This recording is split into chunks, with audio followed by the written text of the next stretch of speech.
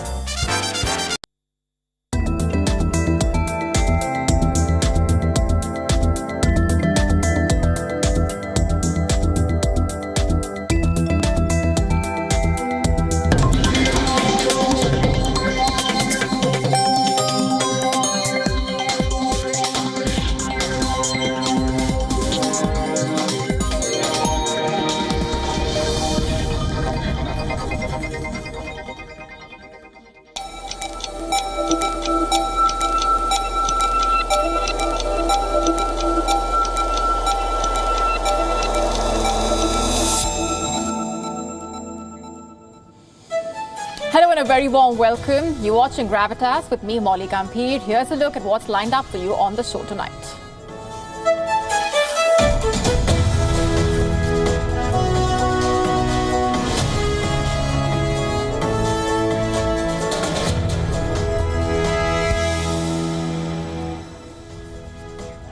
Tonight on Gravitas, our top story focuses on China's silent invasion.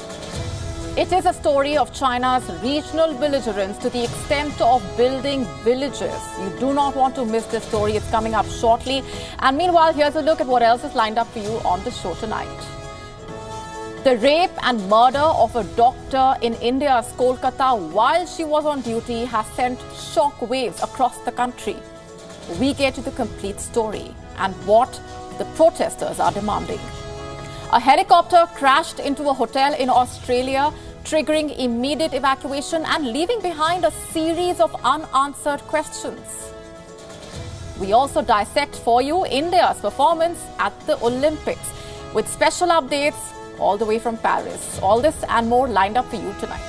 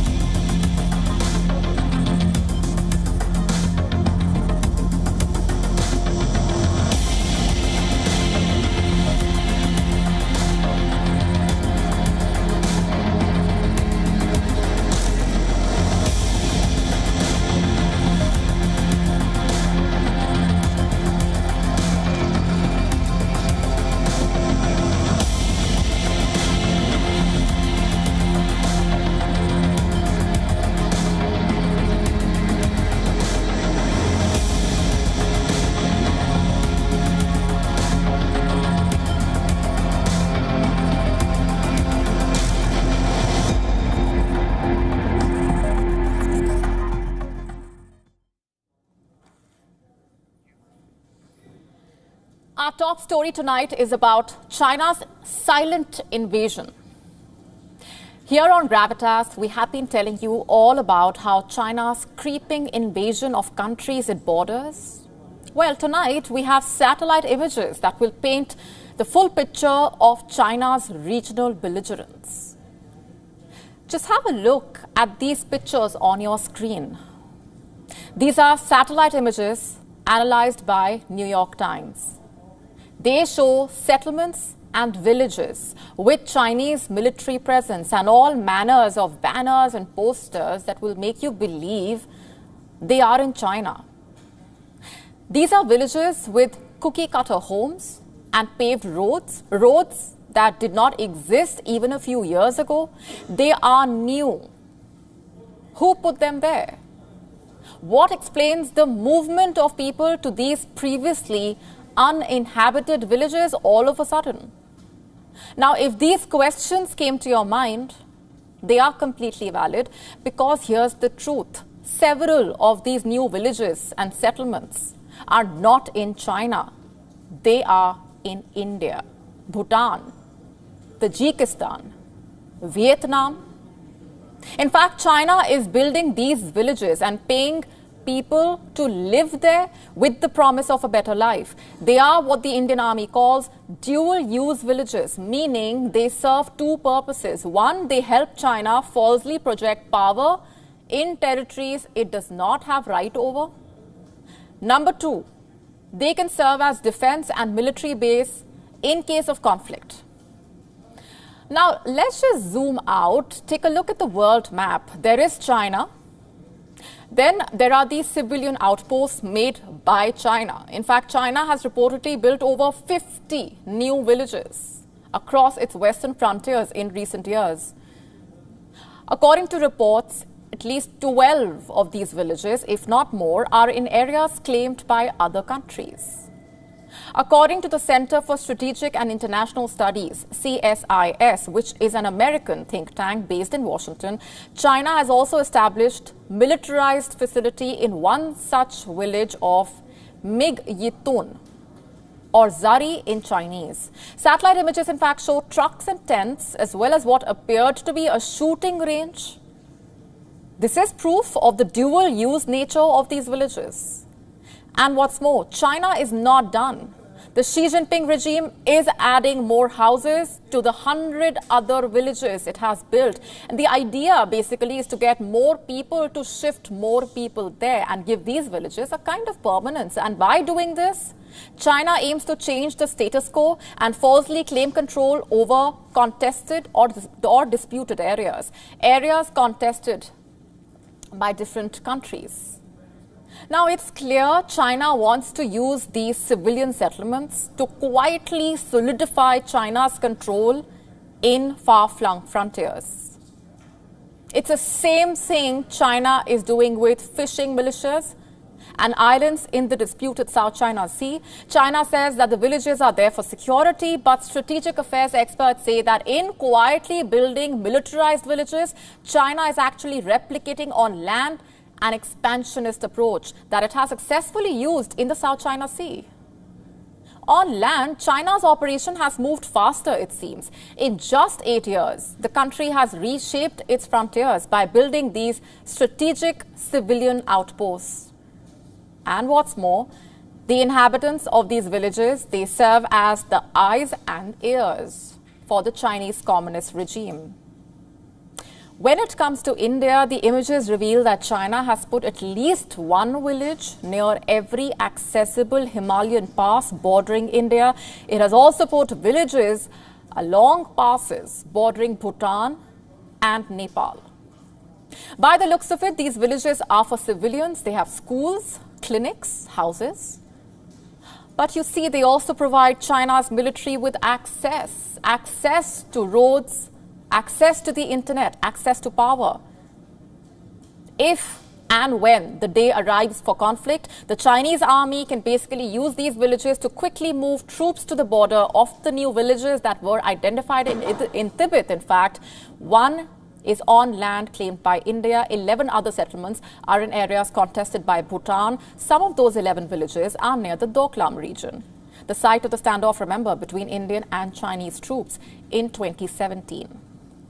Naturally, the Chinese build-up is fueling anxiety in the entire region. These villages are concerned for the Indian army. Are the residents really civilian or are they military? Border issues between India and China have still not been resolved since 2020, when deadly clashes broke out between Indian and Chinese troops along the border. Tens of thousands of soldiers from both sides remain on war footing. China talks peace and says that it wants dialogue with India, but it continues to redraw facts on the ground by planting settlers across new stretches of Himalayas. China is making people in these villages its first line of defense, in a way.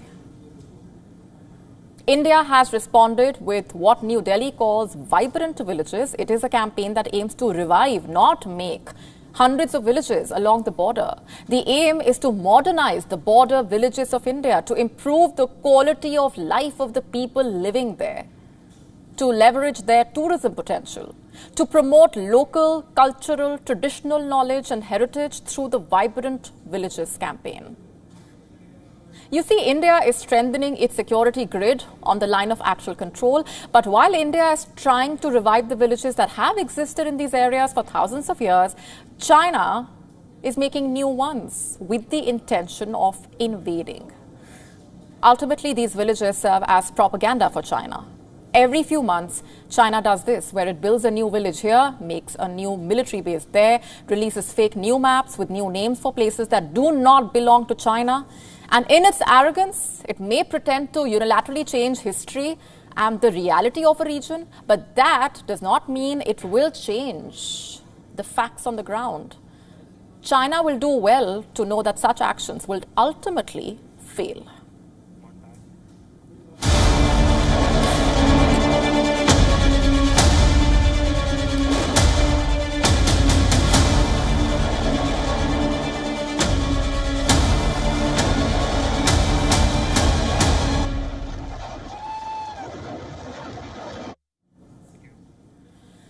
And we now shift focus from that to an actual war. In the early hours of Sunday, Kiev once again found itself under a barrage of Russian missiles and drones.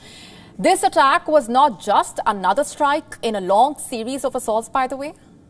This one carried perhaps a deeper, more ominous message, one that raises a very critical question. Is this Russia's retaliation for Ukraine's bold incursion into the Kursk region? And more importantly, what does this mean for the future of the war? Let's break this down for you. Ukrainian President Volodymyr Zelensky has claimed on the platform X that the latest Russian attack on Kiev was carried out with a suspected North Korean missile. As per reports, the attack killed 2 people and injured 3, including a 12-year-old boy.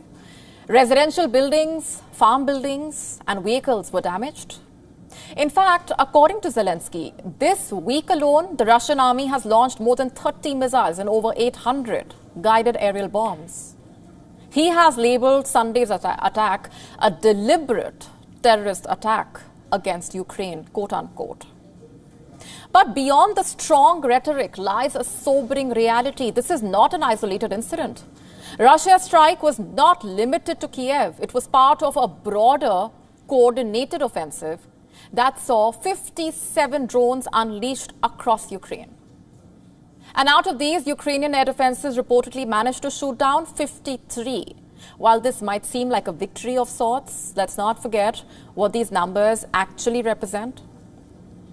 They represent lives saved, of course, but also the unrelenting pressure that Ukraine is under and the staggering resources it takes to defend against these constant barrages.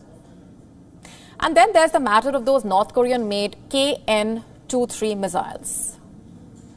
Ukrainian Air Force saying that Russia fired 4 of these missiles, but the fate of 3 of them remains shrouded in mystery. Were they intercepted? Did they reach their targets? The lack of clarity on this point only adds to the uncertainty. The assault on Kiev was part of a wider campaign that targeted 11 Ukrainian regions. The Kiev Independent, citing local authorities, reported that this drone attack caused casualties in 7 different areas. The head of Kiev's city military administration, Sergei Popko, said on Telegram that this was the 2nd time since August began that Russian forces have targeted Kiev with air attacks. Military experts have said that this is not just about Kiev or even just about Ukraine. This is part of a larger, more dangerous tactic by Moscow. The Russian Foreign Ministry made it clear on Sunday that it will give a direct response to Ukraine's surprise incursion into Russian territory, including the massive missile attack on the Kursk region, promising a tough response. Sunday's attack may just have been the start of a series of attacks by Moscow that have far-reaching implications. Maria Zakharova, the spokesperson for the Russian Foreign Ministry, has said that those responsible for the attacks on Russian soil would be held accountable. And while her words may seem like the usual rhetoric, there is an underlying threat that's impossible to ignore here. Russia, it seems, is preparing for a significant escalation, given the actions of the Ukrainian military over the past 24 hours. In fact, according to Zakharova, Ukrainian forces have carried out a large-scale drone attack on several Russian regions, including Belgorod and Voronezh, underscoring Ukraine's determination to push the conflict into Russian territory. In fact, the governors of Voronezh, Kursk, Belgorod took to their Telegram channels regarding the Ukrainian attacks. According to Russia's state news agency, 11,000 people had been evacuated from the Krasnaya Yaroga district of Belgorod amid the growing threat from advancing Ukrainian forces. As per reports, the surprise attacks could be aimed at gaining leverage in possible ceasefire talks after the US election in November. Now, let's just pause here and consider what all of this really means, the gravity of what's playing out. You see, for months now, Ukraine has been on the defensive, fending off Russian advances and struggling to protect its cities and people. But now we are seeing a shift. Kiev seems to be taking the fight to Russia. This is a bold, risky strategy that could actually change the dynamics of the war in unpredictable ways. And then there is always this critical question, what happens next? What lies ahead? Moscow does not take provocations lightly, and its response is likely to be severe. In fact, in a public statement, the Russian President, Vladimir Putin, said that the main goal for the Defense Ministry is to squeeze out Ukrainian troops from Russian territory, and that Russia will respond to the attacks. Listen in. The enemy will certainly receive a worthy response, and all our objectives will undoubtedly be achieved. So where does this leave us?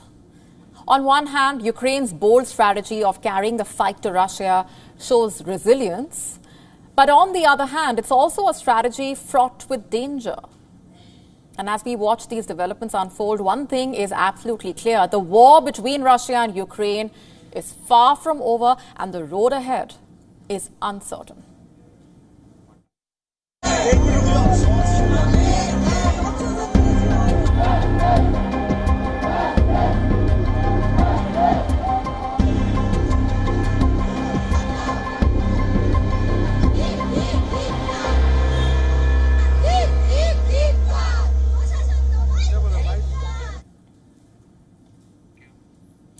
Shifting our focus to India now, it's a shocking story of brutality, of a monstrous act that has outraged the country.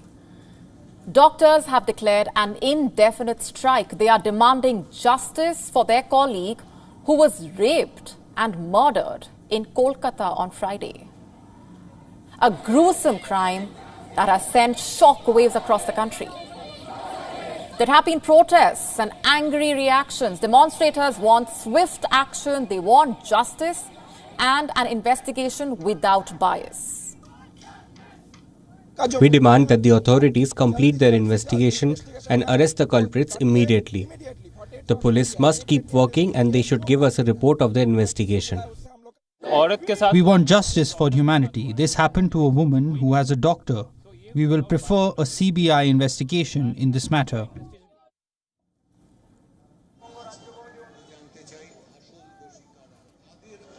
The 31-year-old woman was attacked at the state-run RG Kar Medical College, where she was a resident doctor. She was attacked while she was on duty. I repeat, this horror story unfolded while the doctor was on duty. Police officials found her body in the seminar hall on Friday. Her brutalized body was found with multiple injuries, with an autopsy confirming sexual assault and homicide. A civic volunteer who frequented the hospital has been arrested in connection with the crime. The incident has meanwhile sparked nationwide protest. The anger is palpable. Protests by doctors demanding better workplace security initially began in Kolkata, and by Monday, the protest spread to other parts of the country. Furious doctors in Kolkata, New Delhi, Chandigarh, Lucknow took out rallies, raised slogans demanding the intervention of India's Federal Investigation Bureau, the CBI.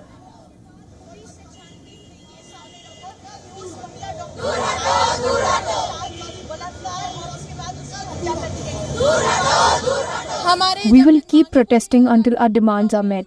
The main demands are there must be a CBI probe into the matter, as regional officials are not paying attention to the incident. Secondly, the Central Protection Act must be mandated and the real culprits must be arrested. Protesters were seen holding placards which read, "No safety, no duty." Also, save the saviors. They called for improved protection and increased safety facilities for doctors. The state chief minister, Mamata Banerjee, has said the principal of the medical college has resigned. She has promised that if the state is unable to arrest the accused individuals, that by Sunday, that is the 18th of August, the case will be handed over to the CBI. In a statement, India's Doctors Federation has said that it was demanding not only a speedy trial but also an inquiry to pinpoint the factors that made the crime possible. They demanded urgent measures to improve the safety of doctors, especially women in hospitals.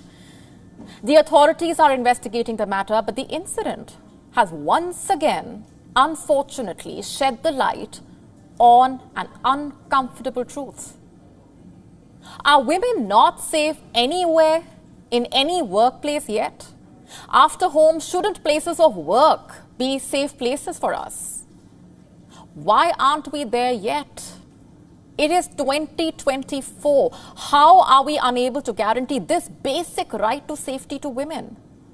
Shouldn't a working professional be able to do her job without fear of being attacked? Isn't that the least that women deserve? Safety, security, to not be afraid when going to work, to not work in the shadow of fear when they are busy doing their jobs, to not have their hearts filled with fear when returning from work. The incident in Kolkata happened at a government hospital. Isn't this a failure of the system? Shouldn't the institution take some responsibility? Where is the official statement from the institution? RG Kar Medical College is yet to release a statement, but its principal has resigned, crying foul about the criticism that he is receiving online for the incident. But in all of this, a life has been lost. The society has lost a promising doctor, and a distraught family has lost a daughter. If hospitals cannot ensure the safety of their doctors and nurses, what hope is there?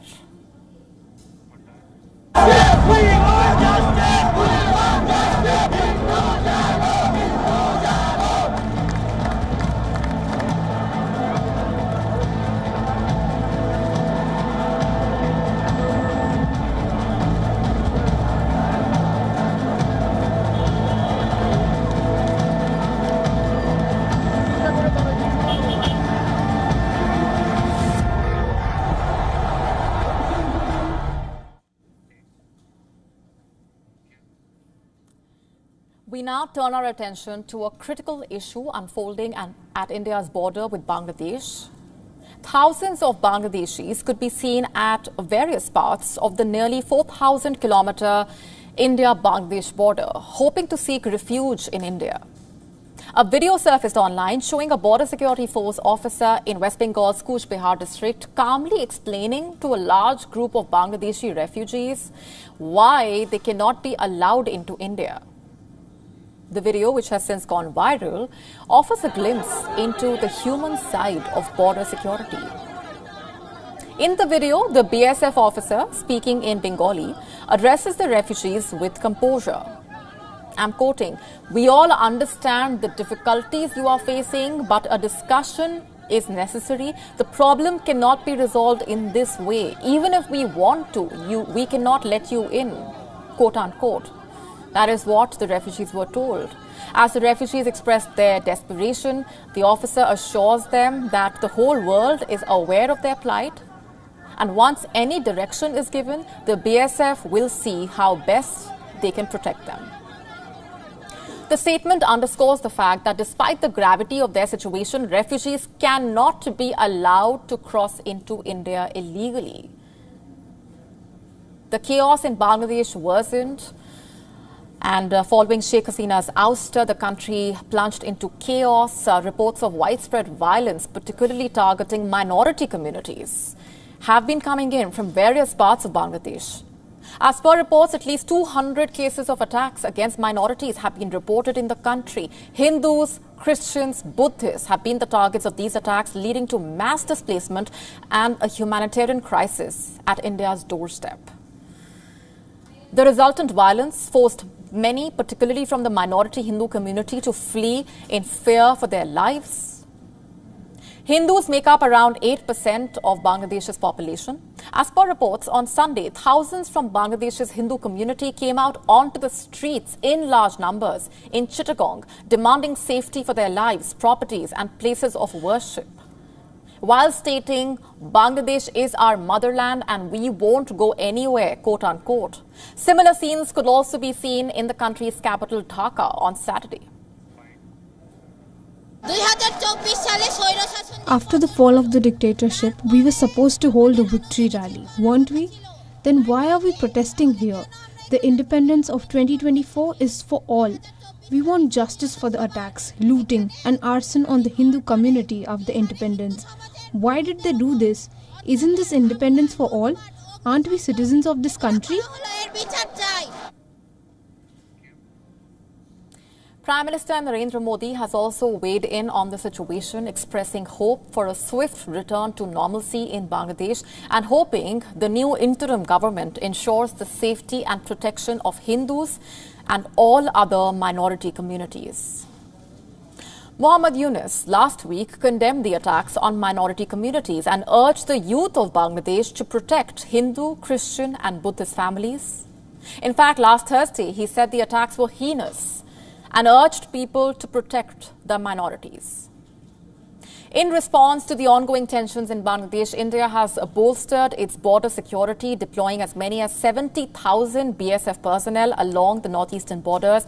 As per reports, the BSF has opened communication channels with the border guard Bangladesh, BGB, to manage a possible refugee crisis. In West Bengal, the BSF has also held meetings with the state government officials and villagers in the border areas to coordinate the security efforts. Villagers have been advised not to move freely in the border areas during night hours, and shops in certain districts have been ordered to close by 9 p.m.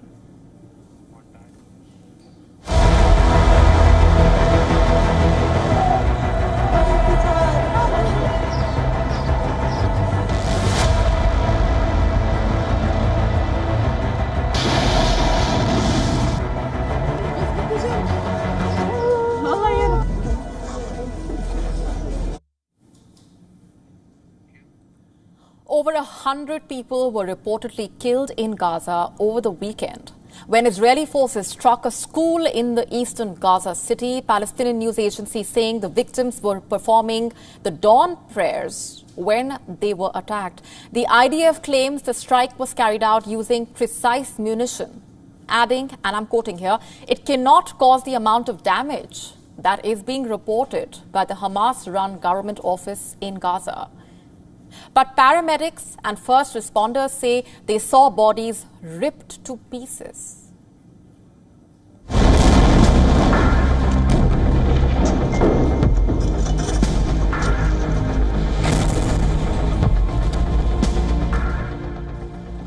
The Israeli army has widened evacuation orders in Gaza. Those living in the Al Jala neighborhood of Khan Yunis have been asked to vacate the area. Not too long ago, this area was classified as a safe humanitarian zone. Today, it's become a combat zone. For thousands, this reclassification means more suffering. I've been displaced many times. It's not just once or twice, but at least 5 or 6 times. Almost as soon as we arrive somewhere, they order us to leave. I just arrived here and set up a tent 2 days ago, and now they are telling us to leave again. I have just arrived here. I have nowhere to go. We are fleeing every day. We stayed here only 10 days before being forced to leave again. We are almost devastated with no place to go. This is the fate of tens of thousands of people in Gaza. They have nowhere to go, and nowhere in Gaza is safe. According to the United Nations Relief and Works Agency for Palestine refugees in Near East, over 75,000 people have been displaced in southwest Gaza in just the last few days. This weekend also saw one of the deadliest attacks on Gaza since the start of the war. On Saturday, Israel attacked the Al Tabin school in Gaza City. This school was being used as a shelter by thousands of displaced people. Palestinian news agency Wafa said the Israeli strikes targeted the displaced people while performing Fajr prayers, a matter that led to a rapid increase in the number of casualties. The attack killed at least 100 Palestinians. Paramedics at the scene say they saw bodies ripped to pieces. What happened was, we heard the sound of an airstrike, we came to see what had happened, and we found out that the Israeli military had hit the building. Of course the building has civilians. Of course he's my cousin, him and his wife and his child. Unfortunately, we found their bodies in pieces, and until now we are still looking for the child's head. Getting ready for the dawn prayer with the others, suddenly they were cut into pieces and became martyrs, and dozens of the wounded were taken to hospital. Reports say Israel used an American-made bomb in this attack, the GBU-39 small diameter bomb to be specific. This has not been confirmed by either side. The Israeli army released this video after the attack. This is the aerial view of the school compound and its mosque. In a statement, the IDF said, quote-unquote, the strike was carried out using 3 precise munitions, which, according to professional analysis, cannot cause the amount of damage that is being reported by the Hamas-run government office in Gaza. So far, over 100 schools have been destroyed in the war. Some 100 university professors and academics have been killed, as have 500 primary and secondary school teachers.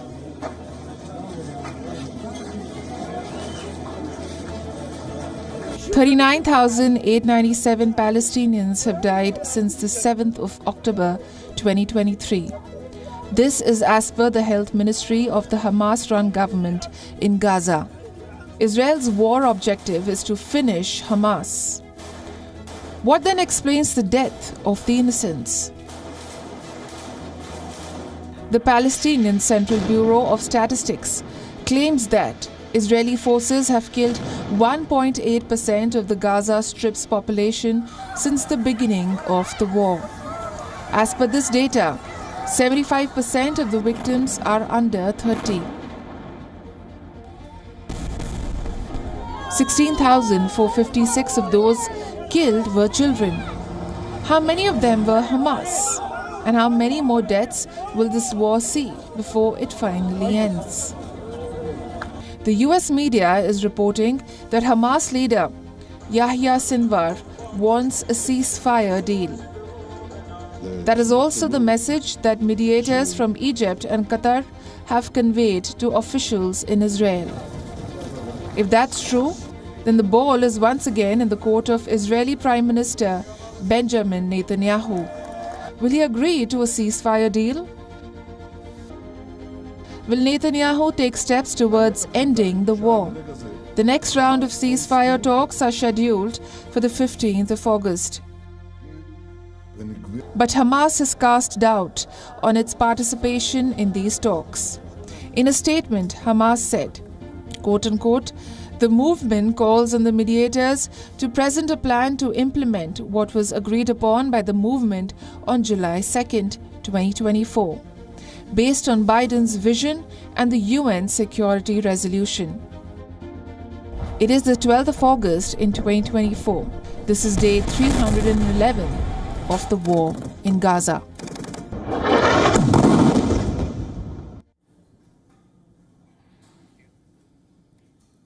Let's now turn our attention to the 1-2 punch between Hindenburg and India's SEBI chief. While a face-off between the US short seller and the SEBI chief is only escalating, India's markets regulator has asked investors to remain calm. However, the spat is turning more controversial with the back and forth between Hindenburg and the SEBI chief. Late on Saturday, the US-based firm released a report with several claims of fraud, including that the SEBI chief and her husband held stakes in offshore entities linked to the Adani Group's alleged financial misconduct. In the afternoon on Sunday, the SEBI chief and her husband released a joint statement rebutting each of those allegations point by point. In fact, the couple denied all allegations. Instead, they accused Hindenburg of character assassination weeks after SEBI's show-cause notice to the US firm for its report against Adani in January 2023. Shortly after, the market regulator issued a statement asking investors to remain calm and said that the investigation into the Adani Group and Hindenburg is ongoing. Later in the evening on Sunday, Hindenburg countered the SEBI chief's rebuttal with a further point-by-point allegation. Let's just look at the allegations leveled by Hindenburg. The US firm claims that the SEBI chief and her husband had undisclosed investments in offshore funds linked to the Adani Group. The report also accuses the SEBI chief of being the 100% shareholder of a Singapore fund when she was a full-time member of SEBI. Hindenburg alleges that she transferred her stake to her husband only 2 weeks after she took over as the head of SEBI. The allegations suggest a possible conflict of interest for the SEBI's probe against the Adani Group. The SEBI chief, in a statement, said that the investment in the fund referred to in the Hindenburg report was made in 2015, when she and her husband were both private citizens living in Singapore and almost 2 years before she joined SEBI. She said the decision to invest in this fund was driven by her husband's childhood friend from school and IIT Delhi, the chief investment officer, Anil Ahuja. The statement denying any link to the Adani Group added, as confirmed by Anil Ahuja, at no point in time did the fund invest in any bond, equity, or derivative of any Adani Group company, quote unquote. Countering that statement, the US firm said that her response, the SEBI chief's response, including several admissions, and raises numerous new critical questions, quote unquote. In fact, Hindenburg also challenged the SEBI chief to commit to a full, transparent, and public investigation into these issues. And these allegations have broader implications for both SEBI and the government. To start with, these allegations raise several questions. Will the government initiate a separate probe as the opposition has demanded? Should the SEBI chief hold the position under such a scenario? And if proven true, the claims could undermine confidence in SEBI's impartiality and regulatory effectiveness. Investor confidence also comes into question. And while all eyes were on the market moves after the latest salvo from Hindenburg, Indian stock closed flat after wild movements between gains and losses through the day. At one point, in fact, the blue chip Sensex index crashed nearly 480 points in early trade, but the index reversed those severe losses by the afternoon. Still, the Sensex closed the day a touch lower in the red. However, the Adani Group stocks were hit hard. The conglomerate stocks started deep in the red. However, they recovered some losses by the end of the day. Adani Green Energy was the only group stock which closed in the green. The worst hit being Adani Energy Solutions, Total Gas and Wilmar, crashing about 4% and over. The losses in Adani's flagship firm, ports and power firms, limited to below 2%, while the group stocks ended about 2.5% in the red on average on Monday. They had fallen as much as 10% on average on Monday, and the sell-off comes even as the market regulator asked investors to remain calm. And this is the latest hit to the Adani-led group's shares after a scathing report by Hindenburg, remember, weighed heavily early last year. In early 2023, the group's stock fell significantly, with nearly 150 billion wiped off its value.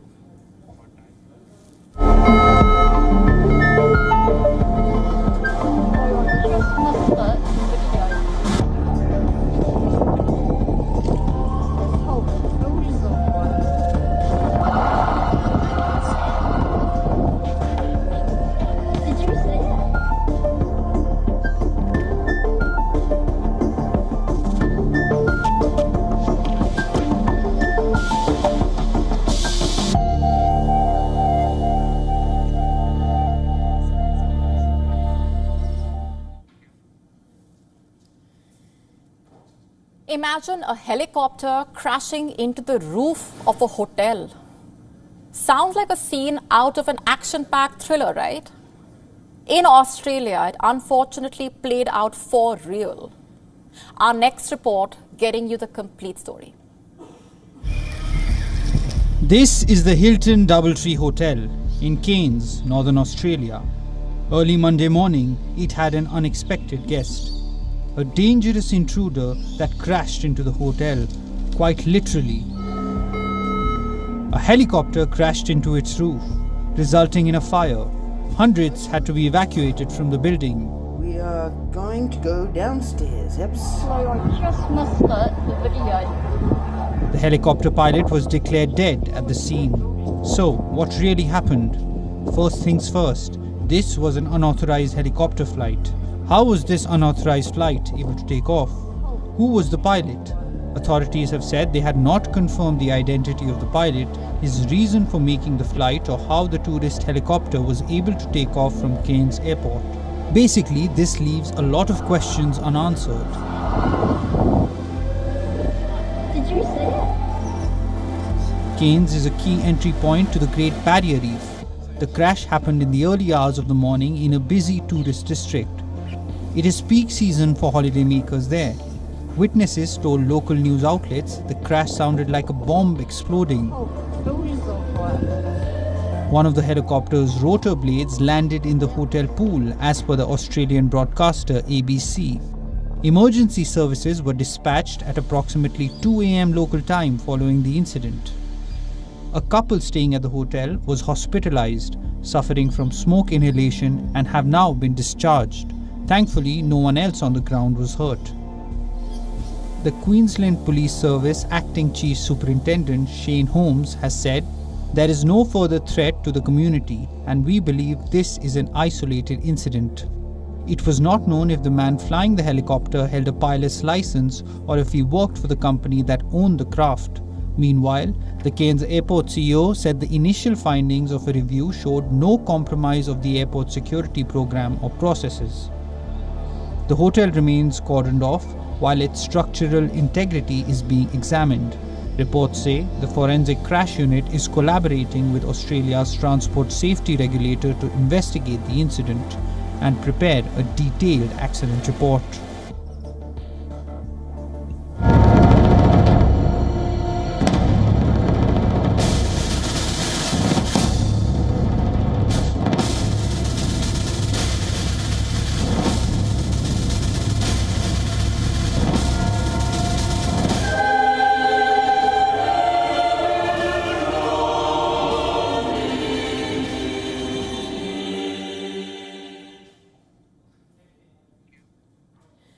Desperate times call for desperate measures, even if that includes staying in a loveless and an unhappy marriage, unfortunately. Ask some of the couples in the UK. They will tell you that everything has become so expensive there that unhappily married couples would rather stick it out than move out and live separately. And why is that, you ask? Because living separately means paying your own bill in its entirety. Who will you dutch your rent with? What about the household goods and expenses? Who pays half of your energy bill? Better a partner you regret marrying, perhaps, than no one at all.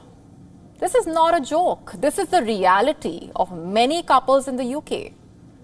Do you think it's a coincidence that divorce rates in the UK are at the lowest level in more than 50 years? And it just so happens that inflation in the UK is in double digits. House rents have shot up. Mortgage costs have gone up. Owning a house has become extremely difficult for some and impossible for many.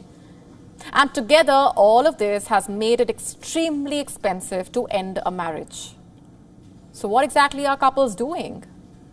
Postponing divorce, shelving separation till the economy is better. I'm not saying this and making this up. This is what a British family lawyer told the US media. Last year, a survey conducted by Stowe Family Law found that 30% of the respondents there were with their partners because they could not afford to live alone. This, of course, is a far from ideal situation to be in. The married folks will tell you that marriage is never easy, but in the UK, you see, marriage has become especially difficult. And this is because of the toll that the economy is taking on people's personal lives. People are anxious, they are stressed. A survey published last week showed that 6% of the respondents are unhappy with their relationship. The number is the highest since 2014.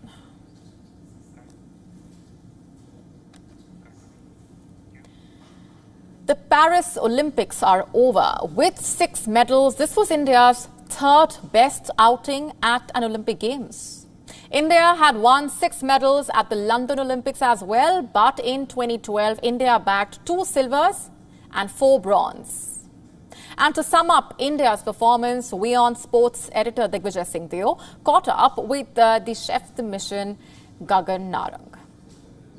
We started our coverage of these Paris Olympic Games from right here outside the Games Village, and we are going to end it right here as well. Gagan Narang, chef de mission of the Indian contingent, here with me, also an Olympic medalist, won everything that is there to be won in sport.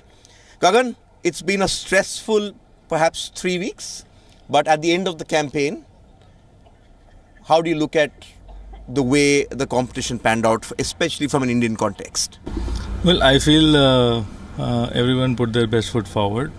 I saw a relentless effort coming out from each member of the team. Firstly, the athletes, their support staff, the support system, the IOA, the medical team, the government, the federations. I think everyone rallied behind the athletes as much as they could. And I think the athletes deserve a lot of appreciation for coming so far away in their sporting journeys and performing at the highest level. As far as the result is concerned, I think we are close to our best. 6 medals. We are going back with 6 medals. Of course, not as expected, but a lot of other countries who dominated in their particular sports are not going back with the kind of medals that they expected because the field and the competition has completely changed. Hang on, I think that's an important point you made, because everyone, when we come to the Olympics, Gagan, think, oh, if they've said double digits, we should get double digits. But I tried to look at some numbers yesterday. So India won 6 medals. There's a 7th, which is currently sub judice, so we'll not talk about that. 6 Indian athletes finished 4th. They narrowly missed out on a medal. And you had Nishan Dev, Navlina Borgohain, Satvik Sairaj, who lost in the quarterfinals. So around 17 to 18 Indian athletes were in contention for a medal. Let's contrast it to the time you played your first Olympics in 2004, where perhaps you went in with a handful of medal contenders. Even when you all won in 2012, when you won and we won, India won 6 over there, the contenders were only about 10. Here you've contended for about 16 to 17 medals, and the rest of the world is also here to win those medals, right? That's the context we need to put. Well, absolutely. I think in the last Olympics and the Olympics before that, we were celebrating 4th positions as if we won medals. And here, because we've got so many of them, they are being criticized. While everyone has the has the opportunity to criticize them, I also feel that they need to be supported, because these are your champions, these are the best that we have, and these will be the champions of the future. So I think they need to get back on their training journeys and look ahead and work as hard as possible and prepare as much as possible for the next games. We had 7, we have 6 now, and we are close to what we did in the last Olympics, which was our best so far. And we are hoping that things will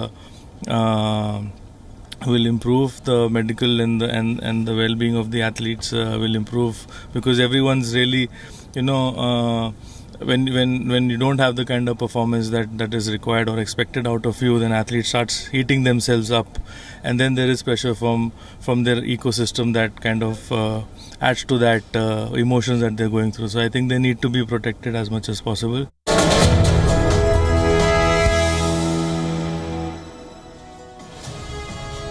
Time now for Gravitas Recall. On this day in the year 1990, the largest ever T-Rex skeleton was discovered. Fossil hunter Susan Hendrickson discovered 3 huge bones jutting out of a cliff in South Dakota, US. They turned out to be part of the largest ever Tyrannosaurus Rex skeleton ever discovered, a 65 million year old specimen. They named her Sue after her discoverer. Amazingly, Sue's skeleton was over 90% complete. The bones were extremely well preserved. The tremendous T-Rex skeleton, which is 13 feet high at the hips and 42 feet long from head to toe, with a 2,000-pound skull and 58 teeth, is currently displayed in a special exhibition space at the Field Museum in Chicago, Illinois. Sue's well-preserved bones have allowed scientists to determine that the carnivorous dinosaur had an incredible sense of smell.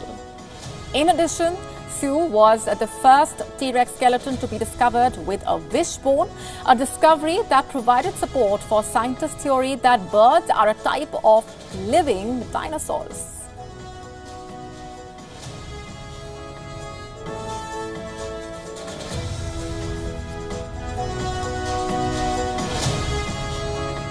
And with that, it's a wrap on this edition of Gravitas Tonight. This is me, Molly Company, signing off. Thanks very much for watching.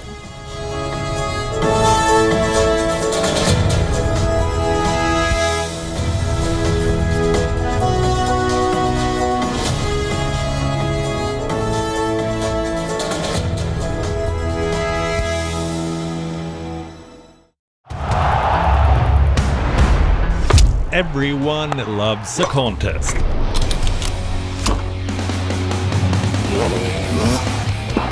But sport isn't just about victory and defeat.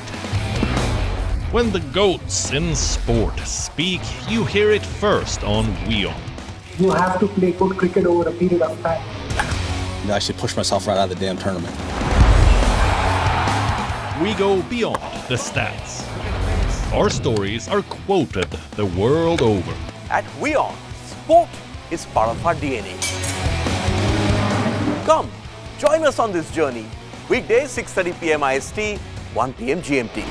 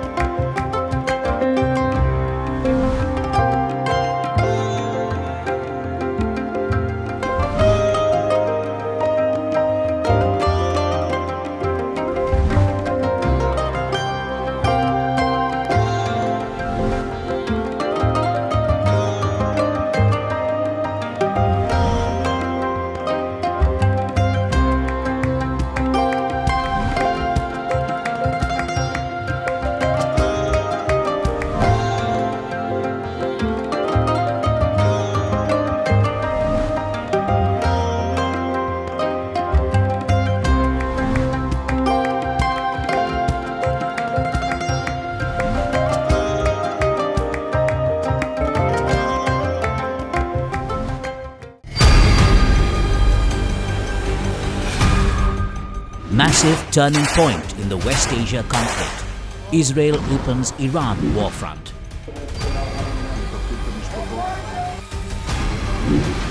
Hamas chief Ismail Haniyeh killed in Tehran, a targeted attack during a visit to Iran for the new president's inauguration. Nearly 2,000 kilometers away in Beirut, Israel kills a top Hezbollah commander in a targeted strike. West Asia on the boil, war clouds darken, and the threat of a wider conflict grows bigger than ever.